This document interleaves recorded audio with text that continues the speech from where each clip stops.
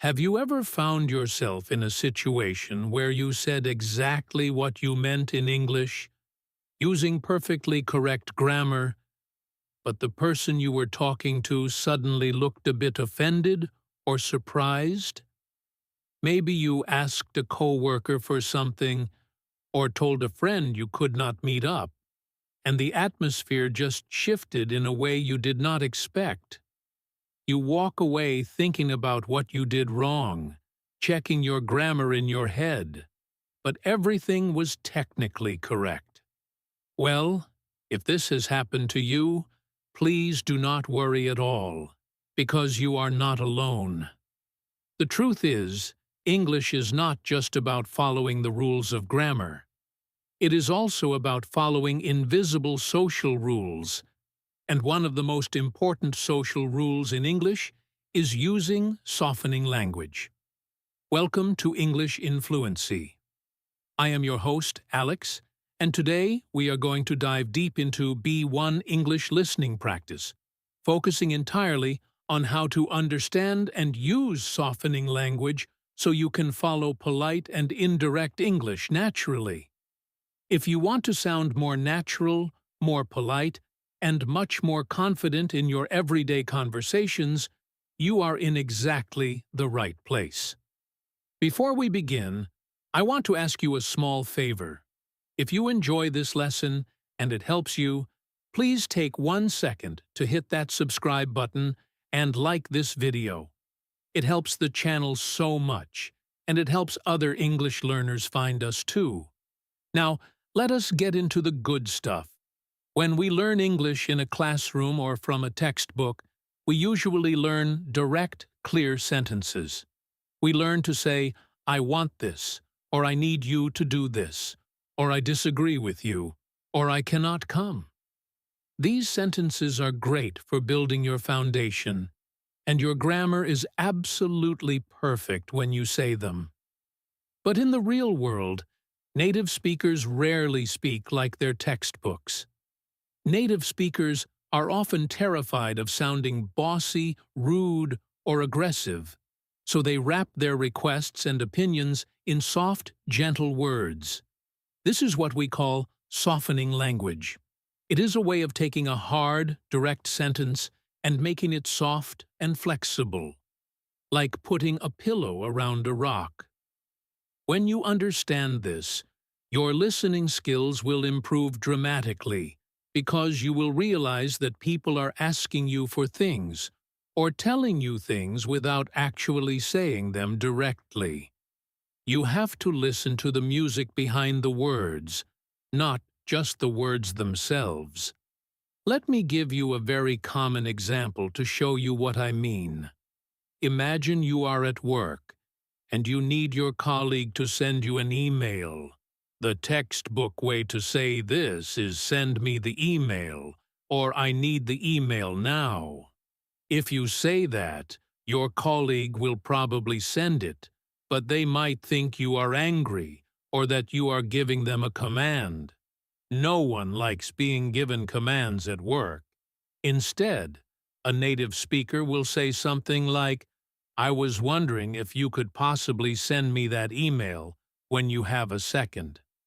Now, look at that sentence. "I was wondering if you could possibly send me that email when you have a second." Does the person literally want to know what you are wondering about in your brain? No. Are they asking about your ability to send an email? No. They know you can send an email. Are they asking about time, like exactly 1 second? No. The real meaning is just "send me the email."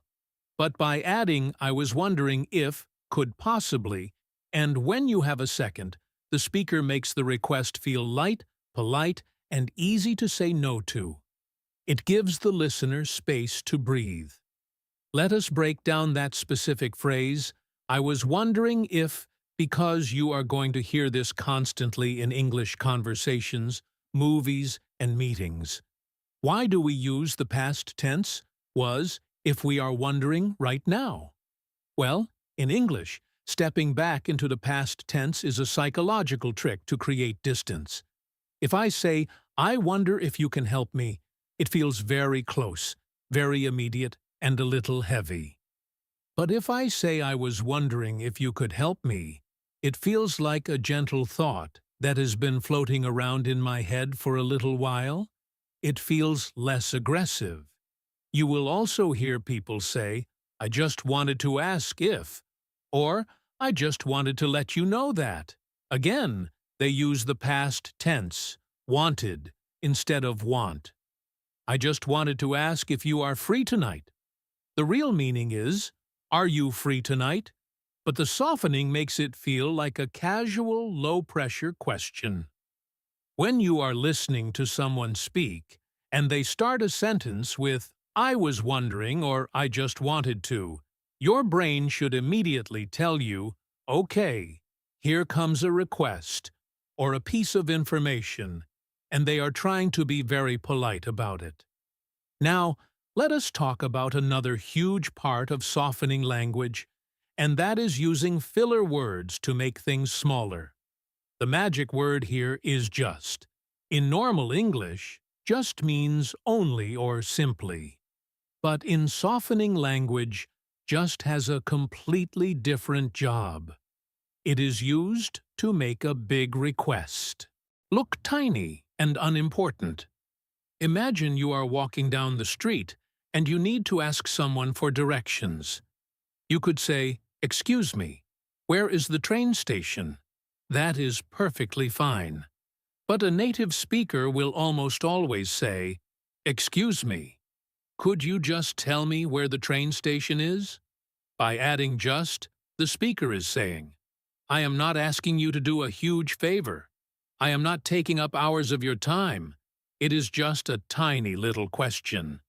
You will hear this all the time in cafes. People do not say, I want a coffee. They say, could I just get a black coffee, please? Or at a shop, can I just try this on? The word just acts like a shield. It protects the speaker from sounding demanding. So when you are listening to English, pay attention to how often people say just. It is everywhere, and it is usually a sign that the person is trying to be polite. We also use words like a bit and a little to soften negative statements or criticism. Think about how you feel when someone says, your work is bad. That hurts, right? It is a hard, direct sentence. But what if someone says your work is a bit messy, or your work is a little bit disorganized? The meaning is still basically that your work is not perfect, but the words a bit and a little take away the sharp edges of the criticism. It makes it easier to hear. Imagine you are cooking dinner for a friend, and you ask them how the soup tastes. If they say it needs more salt, you might feel a little upset. But if they say it could use just a little bit more salt, it sounds like a gentle suggestion rather than a harsh judgment. When you are practicing your listening, try to notice how speakers use a bit and a little before negative words. You will hear things like, I am a bit tired, instead of, I am exhausted, or she was a little late, instead of, she was very late. It is a beautiful way to keep conversations friendly and positive. Let us look at this in a real-life story. Imagine a woman named Chloe who just started a new job at a busy office.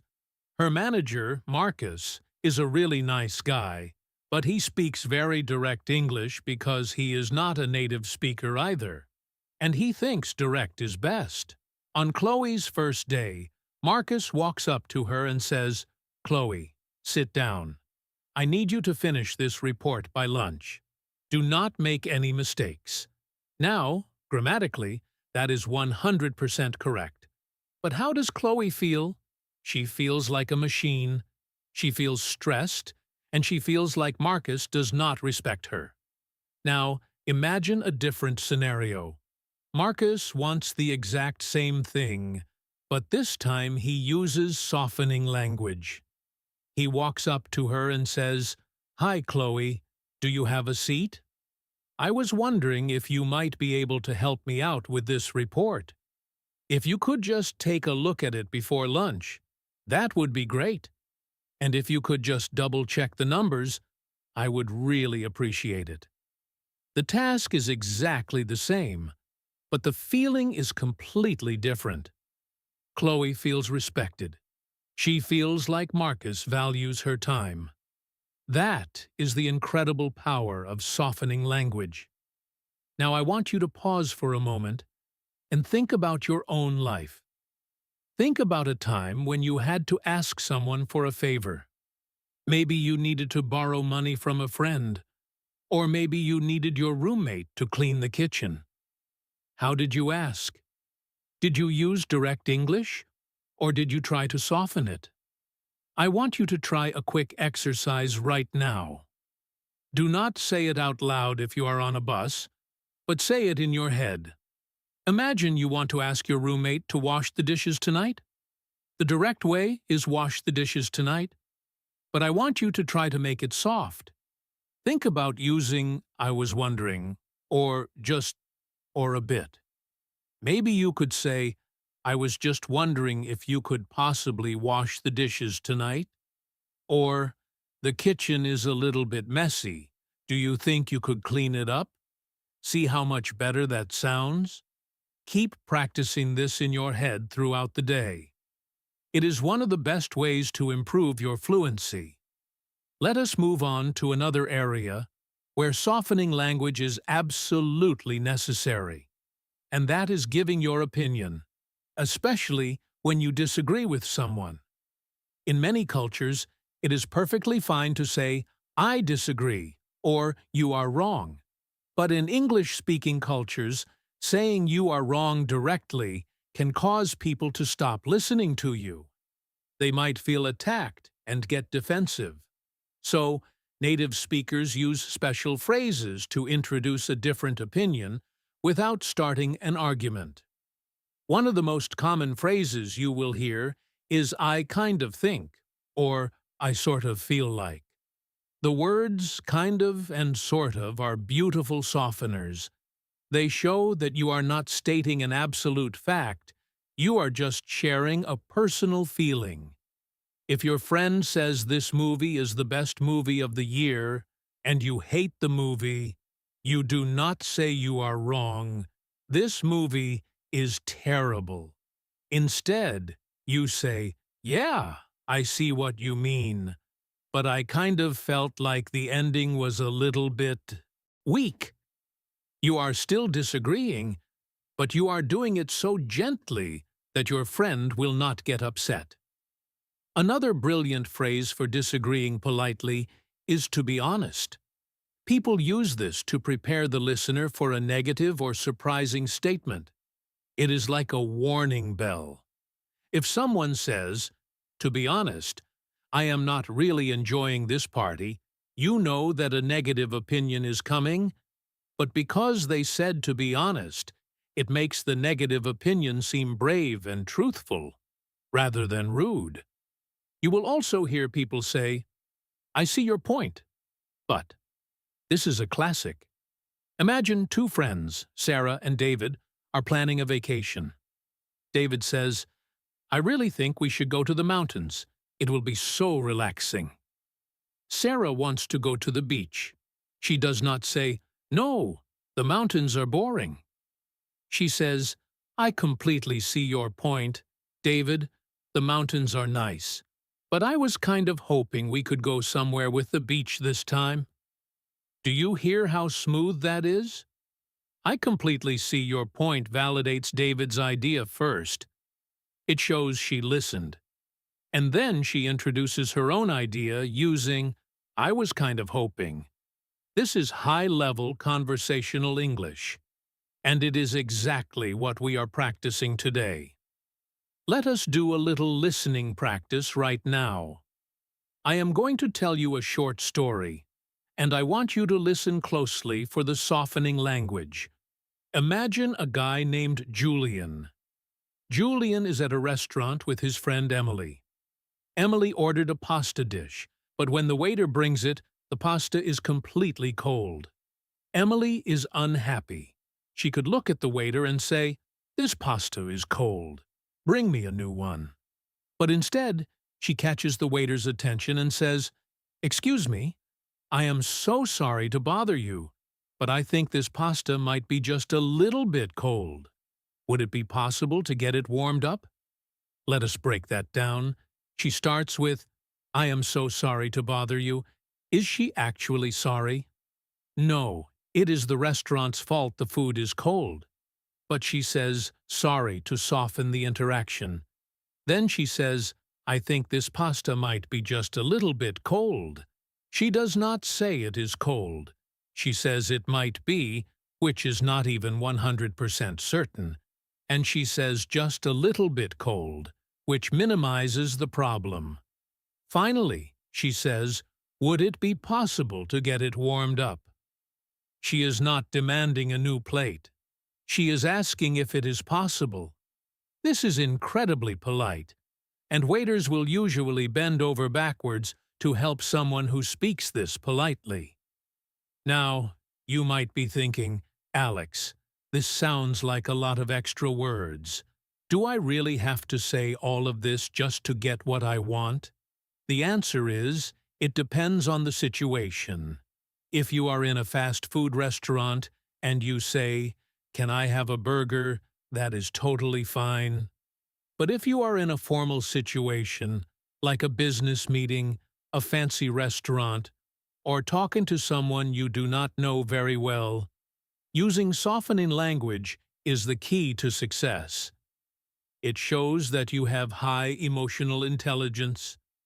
It shows that you understand the unwritten rules of English culture. And honestly, it makes you sound incredibly fluent. When a B1 learner uses phrases like, "I was wondering if I could," or "Would you mind?" it immediately pushes their English up to a B2 or C1 level because it shows mastery of the social side of the language, not just the grammatical side. Let us talk about another very common situation where you need softening language, and that is saying no. Saying no is hard in any language, but in English, a direct no can feel very harsh. If your boss asks you to work on Saturday, and you say, "No, I cannot," it sounds very abrupt. It might make your boss feel like you do not care about the team. So, native speakers have a whole dictionary of phrases to say no without actually using the word no. One of the best ones is, "I am afraid that." When someone starts a sentence with, "I am afraid," they are not talking about being scared of monsters. It is a polite way to introduce bad news. Your boss says, "Can you work on Saturday?" You say, "I am afraid I already have plans." Or a friend asks, "Can you lend me $50? You say, "I am afraid I am a little bit short on cash right now." The phrase "I am afraid" acts like a cushion. It softens the blow of the rejection. You will also hear people say, "I would love to, but." This is a very friendly way to say no. It starts with a positive, "I would love to," which makes the listener feel good, and then it adds the "but," which delivers the reality. A friend asks, "Do you want to come to my party on Friday?" You say, "Oh, I would absolutely love to, but I am just a bit too tired this week." Or, "I would love to, but I have to wake up really early on Saturday." It is so much warmer than just saying, "No, I cannot come." Another great one is, "I will have to pass," or maybe next time. If someone invites you to something and you cannot go, saying maybe next time keeps the door open. It shows that you still want to be friends, even if you cannot attend this specific event. Let us look at a quick dialogue between two neighbors. The neighbor, Liam, says, "Hey, we are having a barbecue on Sunday. You should come over." The other neighbor, Nina, says, "Oh, that sounds amazing, Liam. I would really love to, but I am afraid my family is visiting this weekend. Maybe next time, though. Liam says, "No problem at all. Enjoy your family." Look how easy that was. No feelings were hurt. No one felt rejected, all because Nina used softening language to say no. I want to take a moment to talk about a word that you probably already know, but you might not know how powerful it is. The word is mind. We use mind in questions to make requests extremely polite. If you want to open a window because the room is hot, you could say, "Can I open the window?" That is okay. But if you say, "Do you mind if I open the window?" it is much more polite. Why? Because when you say, "Do you mind?" you are literally asking the other person for permission to check their feelings. You are saying, "Is this okay with your brain? Will this bother you?" It shows deep respect for the other person's comfort. And the funny thing is, the answer to "do you mind" is usually no. If you say, "Do you mind if I open the window?" and I say, "No, I do not mind," that means yes, you can open it. This can be very confusing for English learners, but once you understand it, you will hear it everywhere. You can also say, "Would you mind closing the door?" This means please close the door, but again, it gives the listener the feeling that they have a choice. You will hear this in offices constantly. "Would you mind sending me that file?" "Would you mind turning your music down just a little bit?" It is the ultimate polite request. Let us create another scenario to help your listening skills. Imagine you are sharing an apartment with a person named Ryan. Ryan is a nice guy, but he leaves his dirty dishes everywhere. It drives you crazy. You need to talk to him about it. If you say, "Ryan, your dishes are everywhere. Clean them up," you are going to start a fight. The apartment will become a war zone. But you want to live in peace, so you use softening language. You wait until you are both in the kitchen, and you say, "Hey, Ryan, how was your day?" He says, "It was good." Then you say, "Yeah, mine too. Listen, I was just wondering, do you think you could possibly wash your dishes tonight? The sink is getting a little bit full, and it is kind of hard for me to make dinner when it is messy." Do you hear what happened there? You started with a friendly greeting. You used, "I was just wondering." You used, "Do you think you could possibly?" You used a little bit full instead of saying, "It is disgusting." And you gave a reason why it is a problem for you, so it does not sound like you are just attacking him. If Ryan is a reasonable person, he will say, "Oh man, I am so sorry. I will wash them right now." Softening language saves relationships. Now, let us focus a bit more on your listening skills, because that is the core of today's practice. When you are watching a movie or listening to a podcast in English, I want you to actively listen for these softening phrases. Make a game out of it. Every time you hear someone say "just," or "a bit," or "I was wondering," or "do you mind," mentally count it. You will be shocked at how often native speakers use these words. They are like the glue that holds polite English together. Sometimes you will hear 3 or 4 softeners in one single sentence. A person might say, "I just sort of felt like it was a little bit too early to leave." That sentence has 3 softeners: just, sort of, and a little bit. The actual meaning is, "I felt it was too early to leave."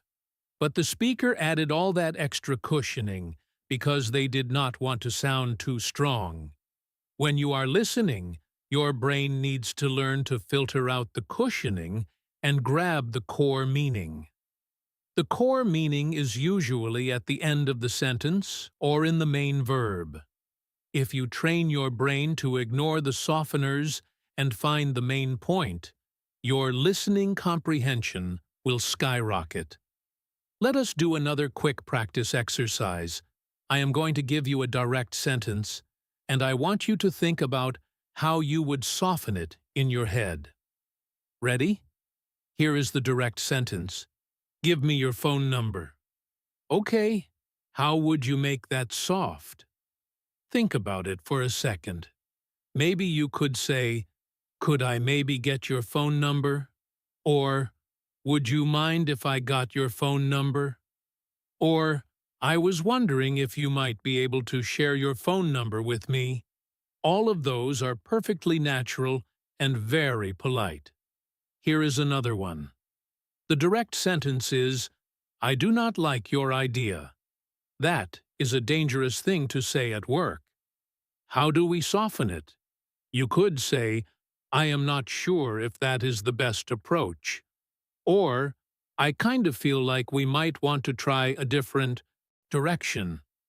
Or, to be honest, I am a little bit worried about that idea. None of those sentences use the word dislike, but they all communicate the exact same feeling. This is what makes English so interesting.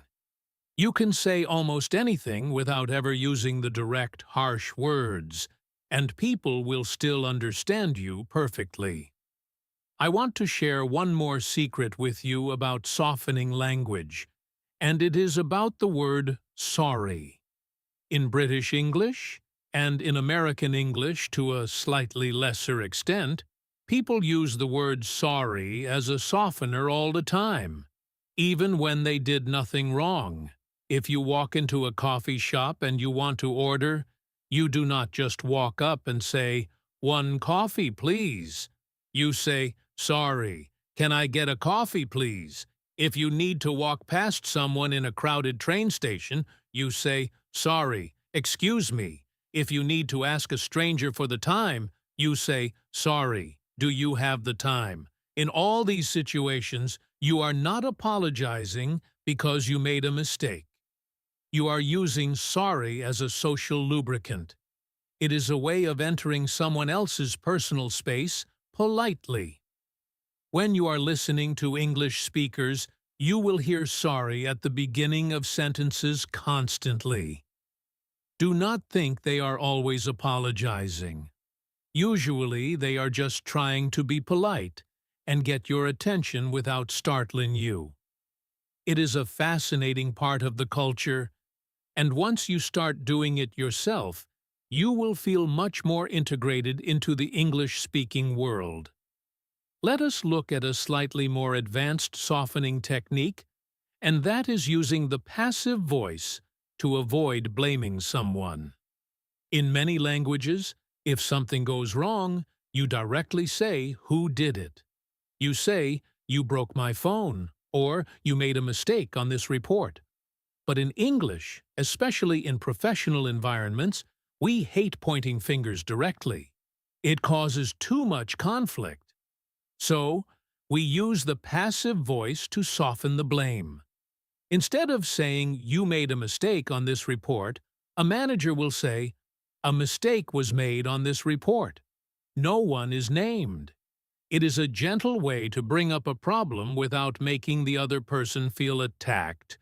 Or, instead of saying you did not send the email, someone might say, "The email was not sent." It removes the personal tension. When you are listening to business English, or even just two friends talking about a problem, listen for the passive voice. It is often a sign that someone is trying to be delicate about a sensitive topic. They are hiding the blame inside the grammar. Imagine a scenario at an office where a project is late. The boss, Thomas, is talking to his employee, Maya. Thomas is upset, but he wants to handle it professionally. He does not say, "Maya, you are too slow, you made the project late." Instead, Thomas says, "Maya, I was looking at the timeline, and it seems like the project might be running just a little bit behind schedule. I was wondering if there is anything we can do to help speed things up." Look at how much softening language Thomas used. He said, "It seems like," which is not a definite fact, it is just an observation. He said, might be running just a little bit behind schedule, instead of saying it is late. And then he used, I was wondering if there is anything we can do to help, which frames the conversation as teamwork rather than punishment. Maya knows exactly what Thomas means. She knows she is late. But because Thomas spoke to her this way, she does not feel defensive. She can calmly say, "Yes, I am sorry. I have been a bit busy. I will finish it today."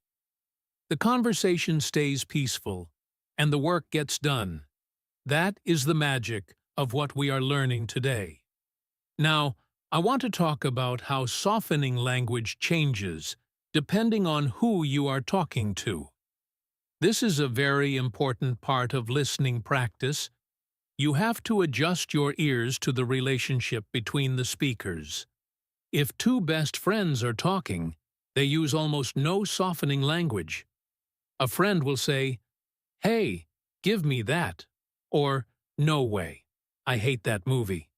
They can be direct because their relationship is strong, and they know they will not hurt each other's feelings. But if those same two friends are talking to a stranger, or a boss, or an older person, their English completely changes. The grammar gets softer. The sentences get longer. The tone of voice goes up at the end of the sentence to sound like a question, even when it is not a question. For example, a friend might say, "I need that document by 5. But to a boss, they will say, "I was just wondering if I might be able to get that document by 5. The meaning is identical. The social context is completely different. When you are watching English TV shows, pay attention to how the characters change their language when they talk to different people. It is a great way to train your ear. Let us do a deep listening exercise. I am going to describe a scene to you, and then I will give you a dialogue. I want you to close your eyes, or just look away from the screen for a moment, and just listen to the rhythm of the English. Try to spot the softeners. Here is the scene. A woman named Hazel is staying at a hotel. She is trying to sleep, but the people in the room next door are being very loud. She calls the front desk.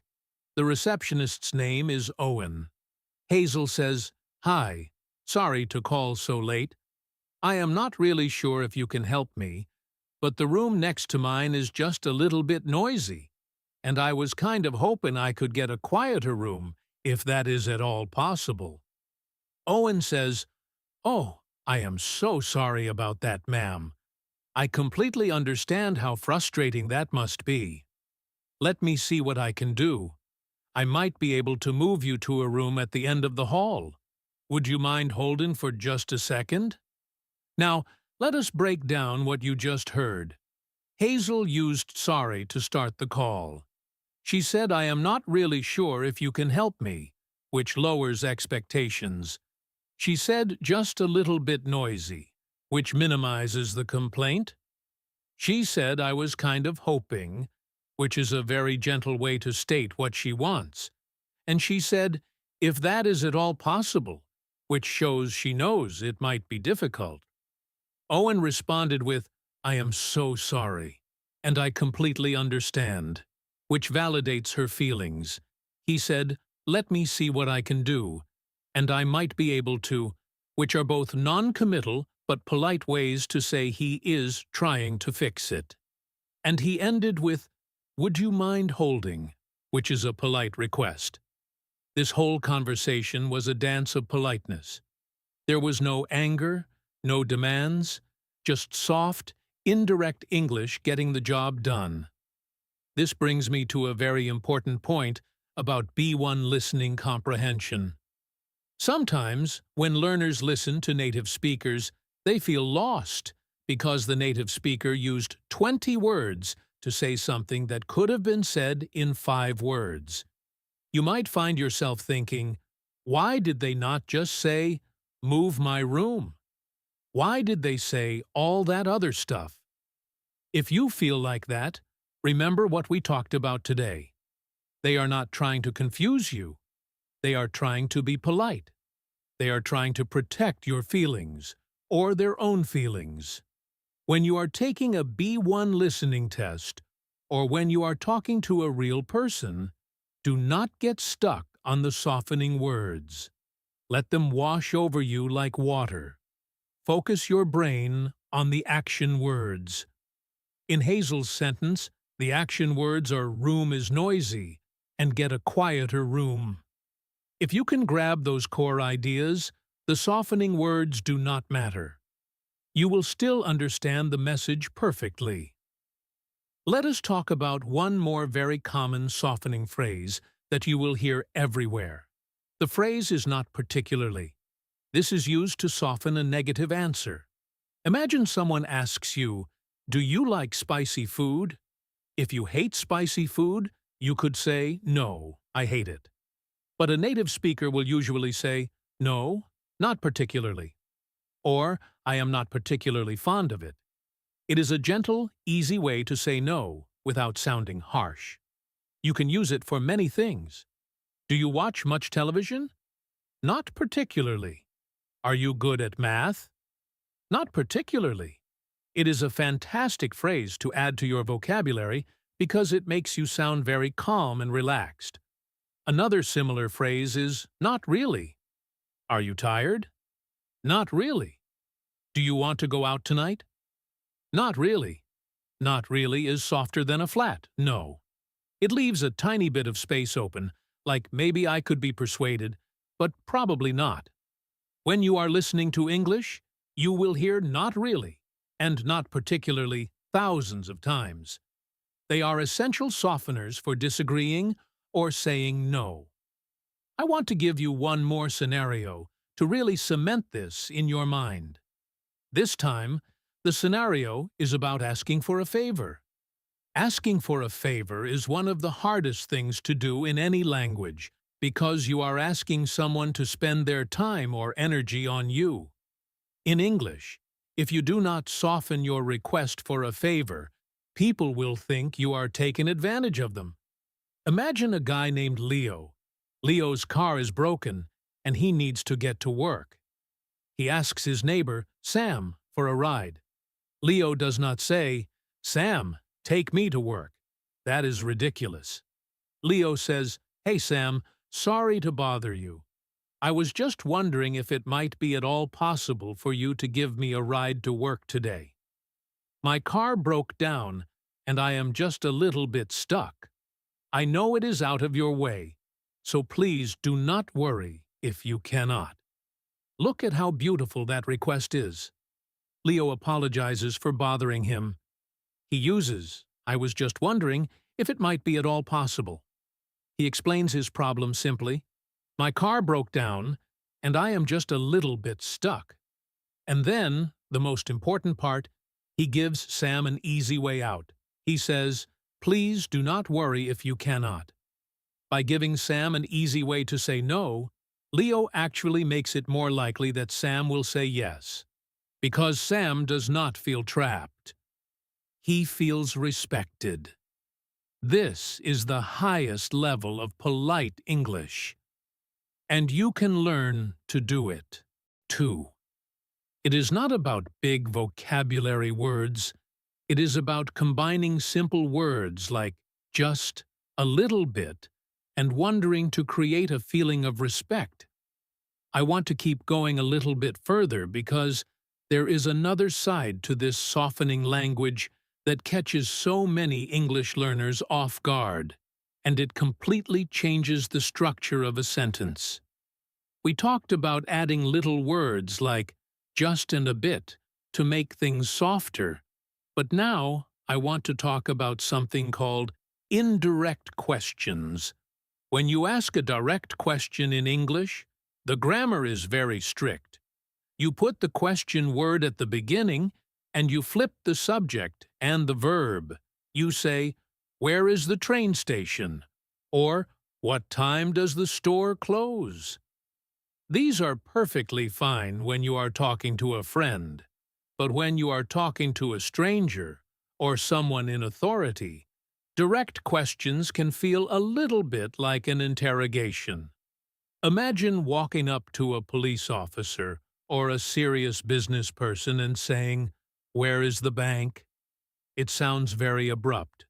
To soften a question, we turn it into an indirect question, and this is where your listening skills really need to be sharp, because the grammar changes completely.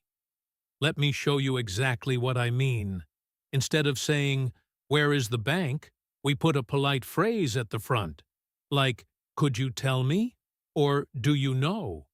So we say, "Could you tell me where the bank is?" Now, look closely at the end of that sentence. I said where the bank is. I did not say, "Where is the bank?" When you add "could you tell me" to the front of a question, the rest of the sentence stops being a question grammatically. It becomes a normal statement. This is a huge mistake that B1 learners make when they are speaking, but it is also a huge reason why learners get confused when they are listening. You might hear someone say, "I was wondering what time the movie starts." If your brain is listening for a question word at the end, you will get confused because they said the movie starts, not does the movie start. You have to train your brain to hear phrases like, "Can you tell me?" or "I was wondering," or "Do you happen to know?" and realize that whatever comes next is the actual question, even if the verb is in the wrong place. Let us look at a quick example. Imagine a guy named Finn is lost in a new city. He stops a woman named Oliver on the street. Finn does not say, "How do I get to the museum?" He says, "Excuse me, do you happen to know how I can get to the museum?" Or, "Could you possibly tell me where the closest pharmacy is?" Oliver will respond with something like, "Sure, let me think. You just go straight down this road." When you are listening, just grab the main words. Ignore the "could you tell me" part and focus on where the closest pharmacy is. That is the core information.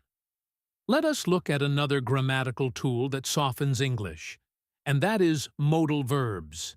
You probably know words like can, could, will, and would. In your early English classes, you learned that can means ability, like I can swim, and could is the past tense of can, like I could swim when I was young. But in the real world of polite English, could is rarely used for the past. It is used to create distance. Remember how we used the past tense with "I was wondering" to create psychological distance? We do the exact same thing with modal verbs. If I say, "Can you help me?" it is a normal question. But if I say, "Could you help me?" it feels further away. It feels softer. It gives you more space to say no. It is exactly the same with will and would. Will you give me a glass of water? Sounds like I am expecting you to do it right now. Would you give me a glass of water? Sounds like a gentle, polite request. When you are watching an English movie or listening to a conversation, pay attention to how often native speakers use could and would instead of can and will. You will hardly ever hear a waiter say, "What will you have?" They almost always say, "What would you like?" It just sounds a little more professional, a little more elegant. It is a subtle difference, but it is the difference between sounding like a textbook and sounding like a fluent, natural speaker. Now, let us talk about a situation where you need to give advice. Giving advice is dangerous in any language because nobody really likes being told what to do. If your friend has a problem and you say, "You should do this," or "You must do that," it sounds very bossy. Even though you are trying to help, your friend might feel like you are treating them like a child. So, Native English speakers use some incredibly clever softening phrases to give advice without sounding like a teacher. One of the best phrases is, "Have you thought about?" Imagine your friend Grace is having a terrible time at her job, and she tells you she wants to quit. You think she should talk to her boss first, before making a big decision. You do not say, "You should talk to your boss." That is too direct. Instead, you say, "That sounds really tough, Grace. Have you thought about talking to your boss first?" Do you see what that phrase does?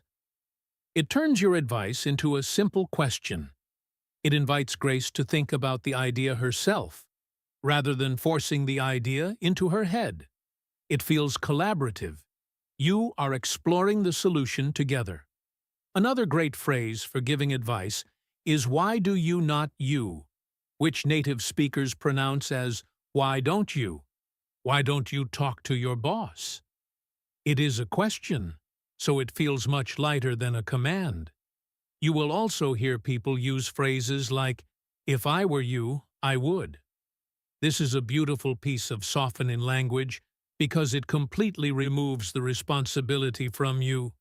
If you say, "You should quit your job," and your friend quits and hates her new life, she might blame you. But if you say, "If I were you, I would probably look for a new job," you are making it clear that this is just a hypothetical situation.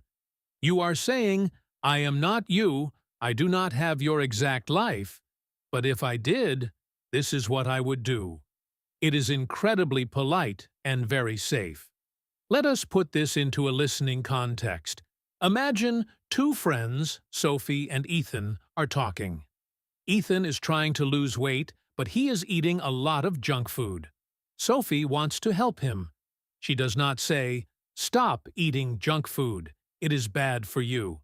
Instead, she says, "I know it is really hard to eat healthy when you are busy. Have you thought about maybe meal prepping on Sundays? Or, if I were you, I might try keeping some fruit on my desk instead of cookies." Ethan can listen to this and feel supported, not judged. When you are practicing your listening, try to catch these advice softeners. Whenever you hear "have you thought about," or "why don't you," or "if I were you," your brain should immediately realize, "Okay, the speaker is giving me advice right now, but they are being very gentle about it." Let us move on to another fascinating area of softening language, and this is something called hedging. Hedging is when you use words that make your statement less absolute. It is like leaving a back door open for yourself in case you are wrong. This is incredibly common in British English, but it is used all over the English-speaking world. The most common hedging words are seem, appear, and look like. Imagine you are looking out the window, and the sky is very dark. You could say, "It is going to rain." That is a very strong, absolute statement. But what if it does not rain? You will feel a little silly. So, to protect yourself, you use a hedge. You say, "It looks like it might rain," or "It seems like it is going to rain." By using "looks like" or "seems like," you are not saying it is a fact. You are just describing what your eyes are seeing. This gives you a way out if you are wrong. People use this all the time when they are guessing how someone feels. Instead of saying, "You are angry," which can make a person very defensive, you say, "You seem a little bit upset," or "It appears like something is bothering you." This allows the person to say, "No, I am not upset, I am just tired," without losing face. When you are listening to English, you will hear seem and appear constantly in news reports, business meetings, and everyday conversations. It is a sign that the speaker is being careful, objective, and polite. We can also use phrases like, as far as I know, or to the best of my knowledge, to soften a statement when we are not 100% sure about the facts. If someone asks you, "Is the museum open on Sundays?" and you think it is, but you are not completely sure, you do not want to say yes and have them travel all the way there, only to find it closed. You say, "As far as I know, it is open on Sundays, but you might want to check their website just to be safe." This shows that you are trying to be helpful, but you are also being honest about your limitations. Another very common phrase is, "I am not an expert, but."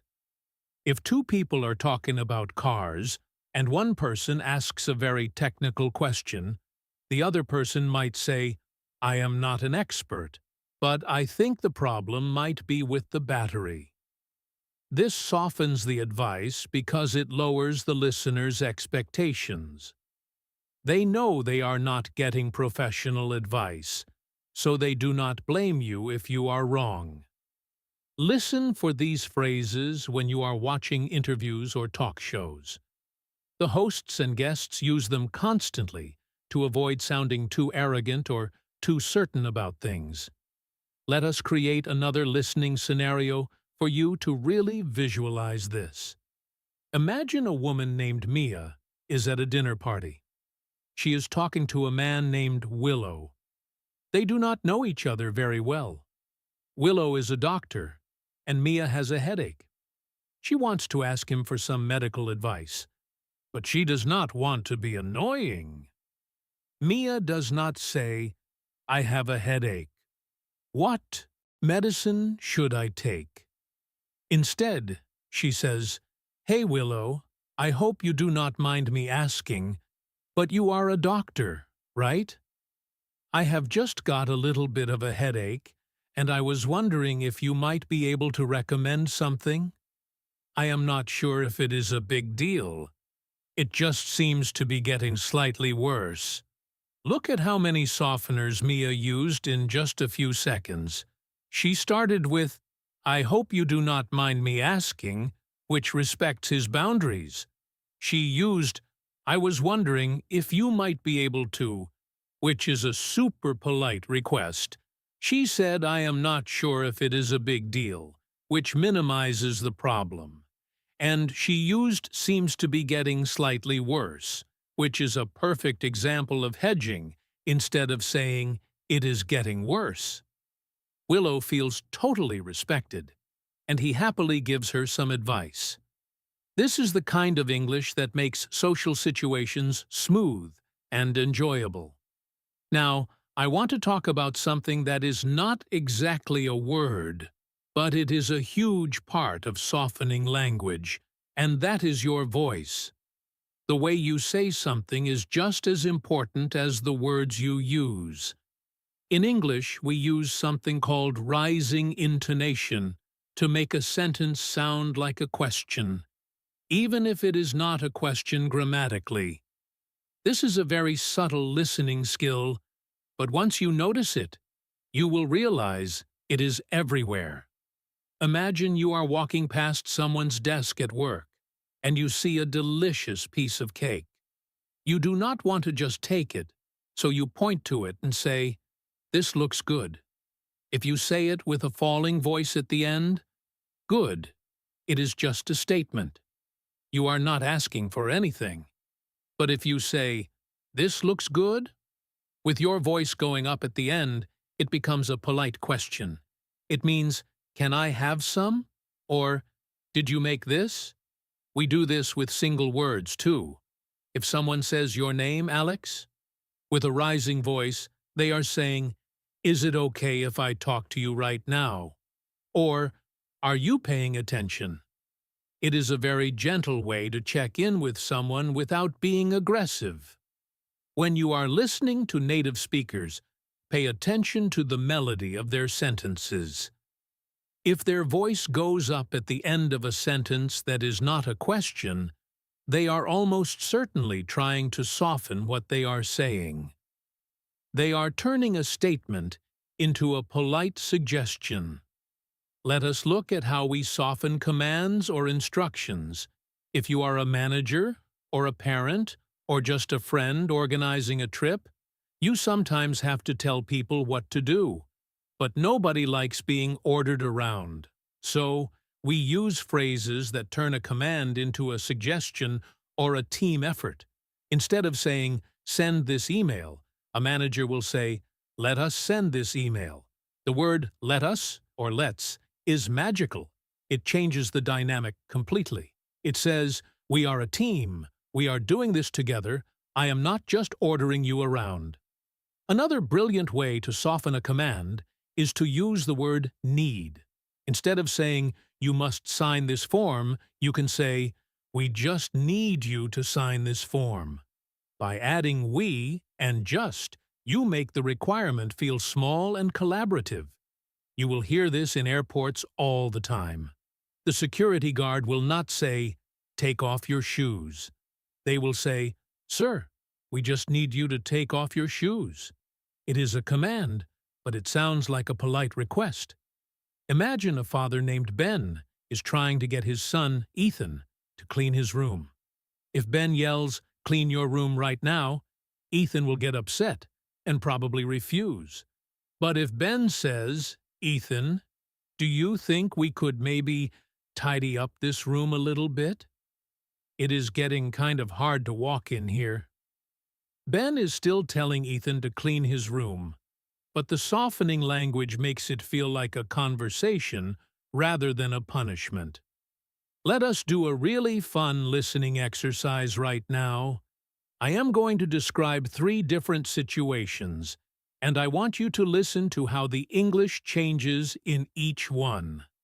Situation number 1. 2 brothers are playing a video game in the living room. One brother says, "Pass the controller. I want to play." This is direct, informal English. There is no softening because they are brothers, and they are relaxed. Situation number 2. A student is talking to her professor at university. She needs an extension on her homework. She says, "Professor, I was wondering if it might be at all possible to get just a little bit more time for the assignment. I have been feeling a bit under the weather." This is highly softened, formal English. She is showing a lot of respect. Situation number 3. A customer is in a busy coffee shop. He says to the barista, "Hey, can I grab a black coffee when you get a second?" This is in the middle. It is not as soft as the student, but it is not as direct as the brother. He used "can I grab," which is casual but polite, and "when you get a second," which softens the urgency. When you are listening to English in the real world, you have to quickly figure out which level of softening is being used. You have to ask yourself, what is the relationship between these people? Are they friends, or are they strangers? Is this a formal place or a casual place? Once your brain learns to spot the softening phrases, you will instantly understand the relationship between the speakers, even if you do not know them. I want to share a secret with you about how native speakers feel about softening language. Sometimes native speakers feel awkward too. Sometimes we know we need to ask for something big, and we feel nervous about it, so we over-soften. We add too many words because we are stalling for time while we build up the courage to make the actual request. Have you ever heard someone say, "Excuse me, sorry, I don't know. I was kind of wondering if maybe you could possibly, just if you have time, help me with this"? That is a nervous speaker. The excessive use of just kind of, maybe, and sorry shows that the person is feeling vulnerable. When you are listening to English, if you hear someone stumbling over their softening words, it is a great opportunity to show empathy. You can jump in and say, "Of course, no problem," because you know they are finding it hard to ask. Understanding softening language is not just about grammar. It is about emotional intelligence. It is about hearing the human being behind the words. Let us look at one more complex scenario that brings everything we have talked about together. Imagine a man named Callum is at a retail store. He bought a jacket a week ago, and the zipper broke. He wants to return it, but he does not have the receipt. This is a very stressful situation for a language learner because you have to ask for a favor while admitting you made a mistake by losing the receipt. If Callum goes to the counter and says, "This jacket is broken, I lost the receipt, give me my money back," the cashier will probably say no, and they might get angry. But Callum uses his softening skills. He walks up to the cashier, a woman named Stella, and he smiles. He says, "Hi there, sorry to bother you. I know you are probably really busy right now. I bought this jacket last week, and it seems like the zipper might be just a little bit broken. I am afraid I do not have the receipt with me, which was totally my fault. But I was just wondering if there was any chance I could maybe exchange it for a new one." Let us break down Callum's masterpiece. He starts with apologies and empathy for her time. He uses "seems like" and "might be" to soften the fact that the jacket is broken. He takes responsibility for the lost receipt by saying it was totally my fault, which makes the cashier more sympathetic. And then he uses, "I was just wondering if there was any chance I could maybe exchange it." He did not demand a refund. He asked for an exchange, and he made it sound like a tiny, hopeful question. Stella listens to this, and because Callum was so polite and human, she says, "Let me see what I can do. I might be able to look it up in the system. Do you mind waiting just a second?" Callum's softening language saved him money, and it kept the interaction completely peaceful. I want to talk about one more phrase that you will hear constantly in English, and it is the phrase to make a long story short. People use this when they have been talking for too long, and they want to get to the main point. It is a way of apologizing for talking too much. You might hear someone say, "Well, I went to the store, and then I saw my friend, and we talked about the weather, and then I remembered I had to buy milk, so anyway, to make a long story short, I forgot to buy the milk." It is a charming little phrase that keeps the conversation moving. Another similar phrase is "anyway," which we use to change the subject or return to the main topic after a distraction. If you are telling a story and someone interrupts you, you can say, "Anyway, as I was saying." These are not exactly softening words, but they are conversational lubricants. They make the flow of English feel natural and relaxed.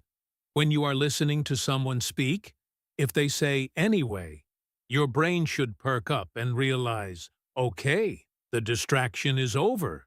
We are going back to the main point now. There is one question I get asked almost every time I teach this topic, and I want to address it right away, because it might be floating around in your head too. People often ask me, "Alex, if I use all these softening words, will I sound weak? Will people think I do not have confidence? Will my boss think I cannot make decisions?" It is a brilliant question, and the answer is no, you will not sound weak. But there is a catch. You have to use softening language like a spice, not like the main meal. If you put too much salt on your food, it ruins the dish. If you put too many softening words into one sentence, you sound like you are terrified of speaking. The trick is finding the balance. You can be incredibly polite and still sound firm. Let me show you what I mean. Imagine a situation at work where your colleague, a guy named Theo, keeps interrupting you in meetings. You need him to stop, but you want to remain professional. If you use too much softening, you might say, excuse me, Theo, sorry. I was just kind of wondering if maybe you could possibly let me finish my sentence? That is too much. It sounds weak, and Theo will probably keep interrupting you. But you also do not want to say, stop interrupting me, because that sounds aggressive. So, you find the middle ground. You look at Theo calmly, and you say, Theo, could I just finish my point? And then I would love to hear your thoughts? That is beautiful. It is polite, but it is a brick wall. The phrase, could I just finish my point, is a soft way of saying stop talking, but it leaves absolutely no room for argument. You are being firm, but you are wrapping the firmness in a polite package. When you are listening to confident English speakers, you will hear them do this all the time. They use one softener, like just or could, and then they state their boundary clearly. It is a sign of high emotional intelligence, not weakness. Let us talk about another environment where listening to softening language is absolutely critical, and that is on the telephone. Talking on the phone in a second language is one of the hardest things to do because you cannot see the other person's face. You cannot read their body language or their lips. You only have their voice. Because of this, native speakers rely even more heavily on softening words when they are on the phone. They use them to keep the conversation smooth and to fill the tiny silences while they think. Imagine you are calling a company to change an appointment. You might hear the receptionist say, "Hello, thank you for calling. My name is Hazel. How can I help you today?" You say, "Hi, Hazel. I was just calling because I was wondering if I could possibly change my appointment from Tuesday to Thursday." Hazel might say, "Okay, let me just take a look here. Bear with me for just a second." Right, so it looks like we might have an opening on Thursday morning. Would that work for you? When you are on the phone, your ear needs to be super sharp for those filler softeners. Let me just take a look. Bear with me, it looks like, would that work? These phrases are not giving you hard information, but they are keeping the connection alive. If Hazel just stayed completely silent for 10 seconds while she looked at the computer, you would think the call dropped. The softening phrases act like a verbal safety net. They tell you, I am still here, I am still helping you. Just wait a moment. I want to give you one more detailed scenario to really test your ear. This time, we are going to look at how to handle making a mistake. Making mistakes is a normal part of life, but admitting to a mistake in English can feel very scary. You want to apologize, but you do not want to make it sound like a massive disaster. Softening language is your best friend here. Imagine a woman named Chloe is at the office, and she accidentally spills a little bit of coffee on a document that belongs to her coworker, Nathan. Nathan is not in the room, but he will be back in 5 minutes. Chloe does not start panicking and screaming, "Oh no, I ruined your paper." Instead, she waits for him to come back, and when he does, she uses her softening skills. She says, "Hey, Nathan, I am so sorry, but I have just had a tiny bit of an accident with my coffee. It got a little bit on the corner of your document. I feel terrible about it. I was wondering if you happen to have a digital copy, or if maybe I could just make you a fresh one." Let us look at how she handled that. She said a tiny bit of an accident, which minimizes the panic. She said it got a little bit on the corner, which makes it sound like the whole page is not destroyed. And then she offered a solution using, "I was wondering if you happen to have, and if maybe I could just—" Nathan listens to this and thinks, okay, it is not a big deal. She is handling it professionally. If Chloe had used direct language and said, "I ruined your document," Nathan would have been instantly stressed and angry. The softening language controlled his emotional reaction. That is how powerful your words can be. We should also talk about a very specific type of softening that happens in English emails, because often people will read emails out loud to practice their listening, or you might be using voice-to-text to write an email. In email English, we use special phrases to soften demands. Instead of saying, "Reply to me soon," we write, "I look forward to hearing from you." Instead of saying, "You need to fix this," we write, "You might want to consider adjusting this." And instead of saying, "I want to talk to you," we write, "It would be great to catch up sometime." If you ever have to write emails in English, try to copy these phrases. They are the standard, polite way to communicate in the business world. When you read them out loud, you will notice they have a very gentle, rhythmic flow. I look forward to hearing from you. It would be great to catch up sometime. They sound much more pleasant than the direct alternatives. Let us shift gears slightly and talk about how softening language changes when you are talking to someone in a position of authority, like a teacher, a police officer, or a boss. This is where your B1 listening skills really get put to the test, because the person in authority might not soften their language very much, but you are expected to soften yours. Imagine you are a student named Liam, and you are talking to your professor, Professor Sarah. Liam is late submitting an assignment. He walks into her office. He does not say, "I am late because I was busy."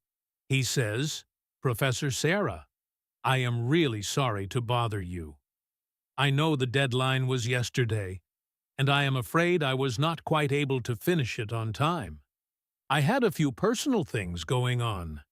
Would it be at all possible to get just a tiny bit of an extension? I can have it to you by tomorrow morning." Liam is showing maximum respect.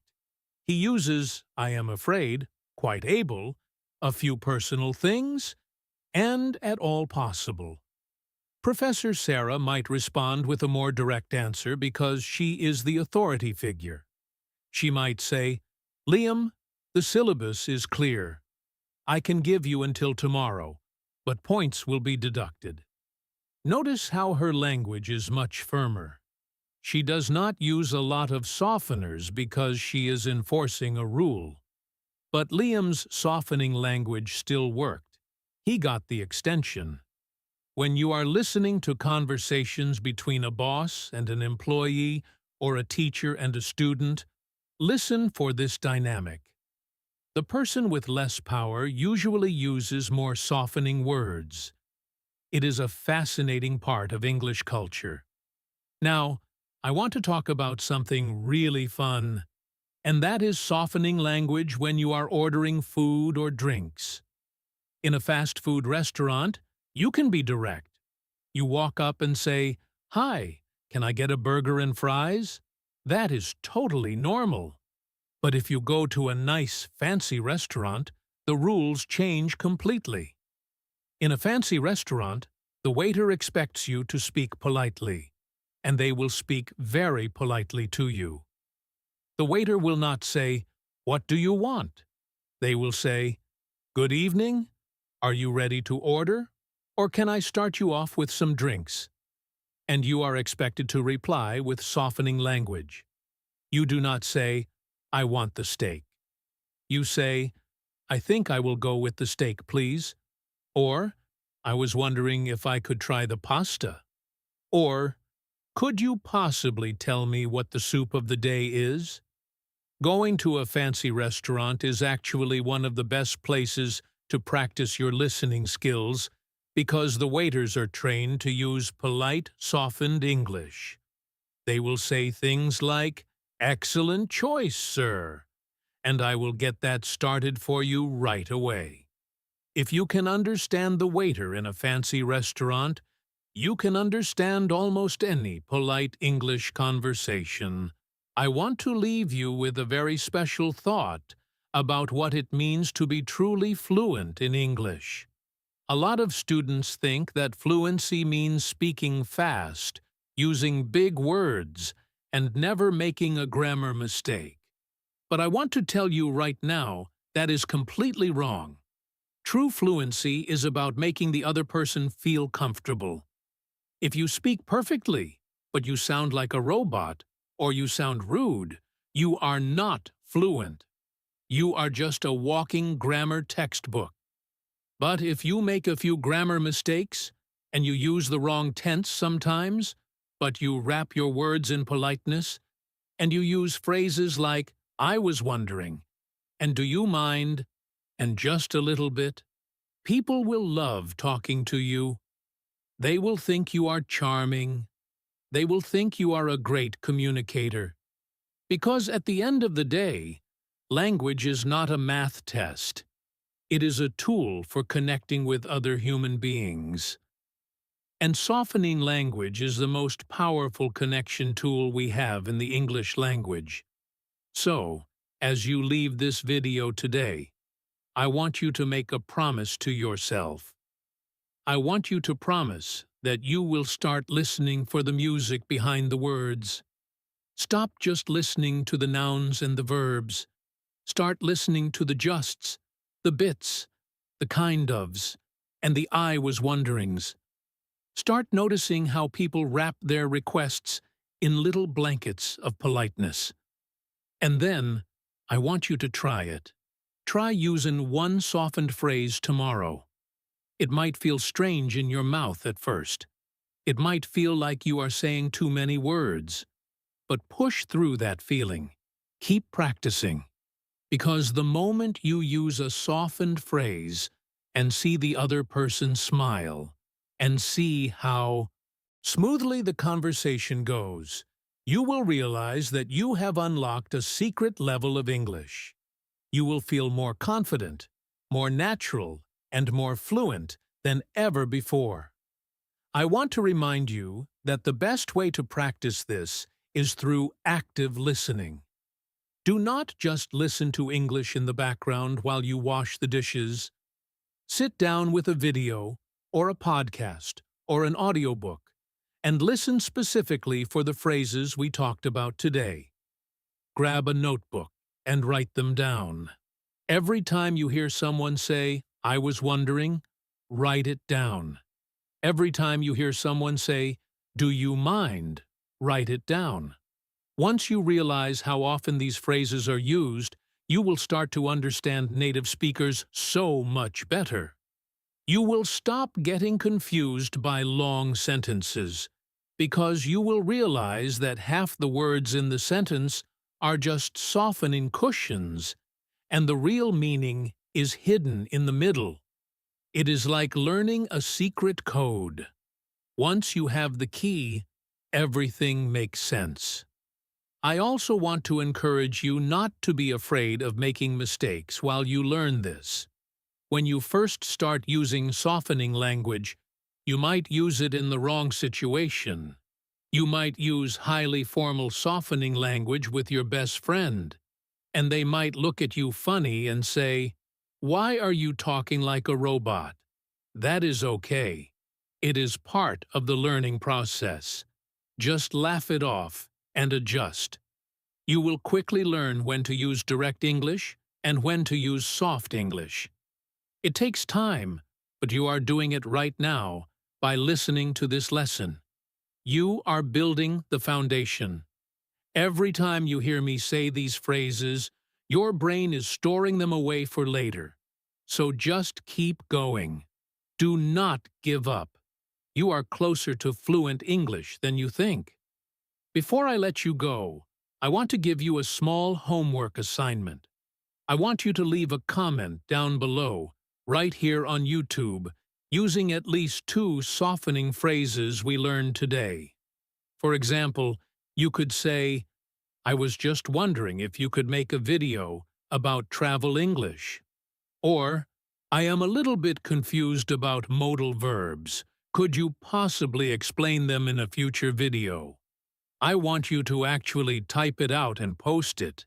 It is the best way to practice writing what you have learned, and I promise you, I will read every single one.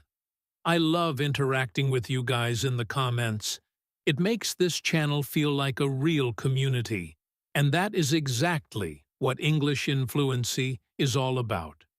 We are a community of learners helping each other grow. If you have not already, please make sure you hit that subscribe button. It really does help the channel grow, and it ensures that you never miss a lesson that could take your English to the next level. You can also click the bell icon so you get notified whenever I post a new video. If you are listening to this on a podcast platform, please leave a 5-star review. It helps other learners find the show. Share this video with a friend who is learning English too. Maybe you can practice these softening phrases together. You can pretend to be a customer and a waiter, or a boss and an employee, and see who can be the most polite. It is actually a really fun game to play. Thank you so much for spending this extended time with me today on English in Fluency. I am Alex, and it has been an absolute joy to guide you through this topic. If you found value in this lesson, please do me a huge favor and hit that like button right now. Turn on the notifications so you never miss a video. Keep practicing, keep listening, keep softening your sentences, and remember that every mistake you make is just a step forward on your journey to fluency. Have a beautiful day, take care of yourself, and I will see you in the next video. Bye for now.